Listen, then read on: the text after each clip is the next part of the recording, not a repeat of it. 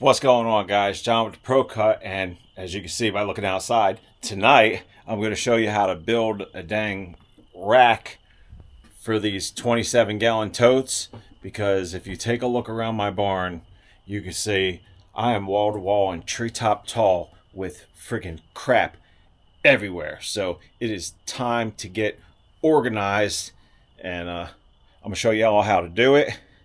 I'm going to put together a freaking parts list, so if you want to do it yourself, you can go ahead and go to the store and get the parts and build it.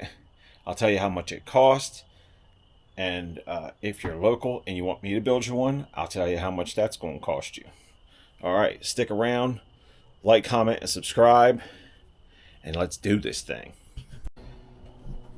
So you can see 5 high stacked on top of one another, and this is pretty close. I've staggered them so I'll get the full height. Of course, I'll have a little bit more space in between each of them, and then I need about 7 inches for the casters that I got. So you can see I've got plenty of room between the top of this and my garage door. So now I know that I'm definitely good to go on the height. I can go ahead and get my base built, and I'm pretty sure I'm going 5 high and 4 wide. That's my plan right now. So let's get this laid out and see what it looks like. Now I've measured out things, and I've figured out with the bottom and top lumber structure, I can only go 4 high. So I'll have a what I'll do is I'll probably put a piece of plywood across the top of mine. And I'm also planning on putting plywood across the bottom. That way I can do 4 real heavy bins at the bottom instead of holding them up by the lip like this. The bottom ones will just set on the ground. That way they can be overweighted, and then the rest of them can be lighter stuff. So we're going to be 4 high instead of 5 for my setup. So my setup will be a 16 binner instead of a 20 binner. So I'm just going to keep on cutting wood, and we'll go from there. Now, if you're using the Home Depot HDX bins, your bottom leg, you'll go to 13.5 and then 16 inches between the rest of them, whether you go 4 high or 5 high. And then at the top, you want to leave an additional 2.25 inches. This way you can put your 2x across the top and the bottom, and you're good to go on that. So I have my uprights screwed into my bases. Both of them are made up, and I'm using 3-inch construction screws.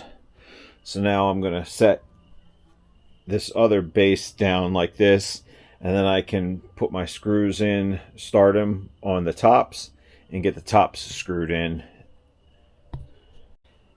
And if you're using the Home Depot HDX boxes, you're going to leave 20 inches in between your studs here, face to face, not on center.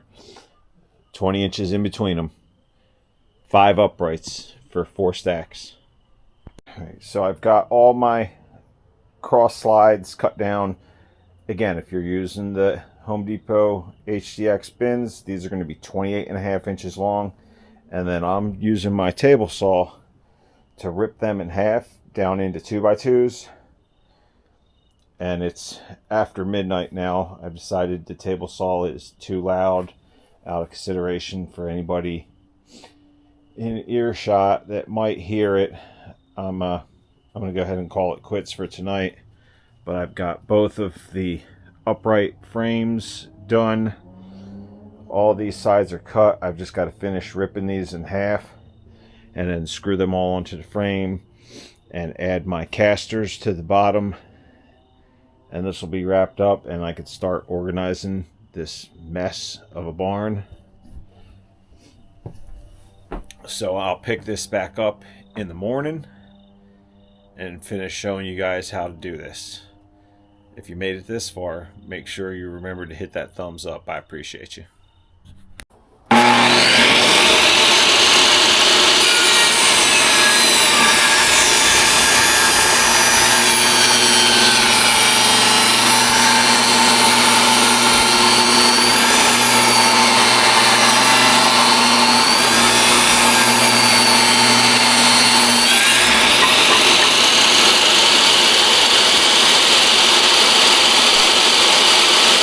Now, next day, back out here, you just saw me rip all those boards apart so I can get this thing built. Here, I got them all stacked here. So I cleared some stuff out from the back. So I've got my two uprights to where they're both pressed up against something flat. And now I could start screwing my side supports in and get that all rolling. And I'm using my same 3-inch construction screws. There'll be 2 in each side. So now that I have everything together, I'm putting my swivel casters on. And these 5-inch casters work out to be the same screw spacing that I had for the uprights. So I'm pulling out those construction screws and I'm using GRK lags to put my swivel casters into place. So you can see I've got my 2 GRK lags in there. Swivel casters are on. You could put 2 short ones over here if you wanted to. I don't think it's going to be 100% necessary, and I don't have anything with me right now, but if I were to build one for somebody else, I would make sure I got some shorter lags to put in this side here. But for my personal use, I'm going to let it roll as is. Now my casters are on, so my storage rack is completely mobile. That way I can move it around the barn. If this was a garage, it could be moved around a garage. Either way, you can see my spacing is spot on. So each individual bin can be removed separately afterwards. Now, another thing, what I'm going to do here is I'm going to start at the bottom, because with no bins on top, you can have the lids off. So I'll load my 4 bottoms and then I'll put 4 more in. I'll put the lids on first, then I'll put 4 more in, load them, put the lids on, 4 more, load them, put the lids on, 4 more, load them, put the lids on. And then what I'm going to likely do, like I mentioned, I'm going to put some plywood across the top, and then that way I can keep some thin boxes up top there. They won't be in the way of my garage door or anything. And then for the bottom, right now they're just up on the slides, but if I decide I need to put some heavier stuff in there that I don't want to just hang on this lip, then I'll add plywood to the bottom, and I'll be able to set the bottom 4 directly on that plywood to take the extra weight. So we'll see what I use these for, but yeah, this was a long time coming, and now I could get this mess cleaned up. Thanks for watching.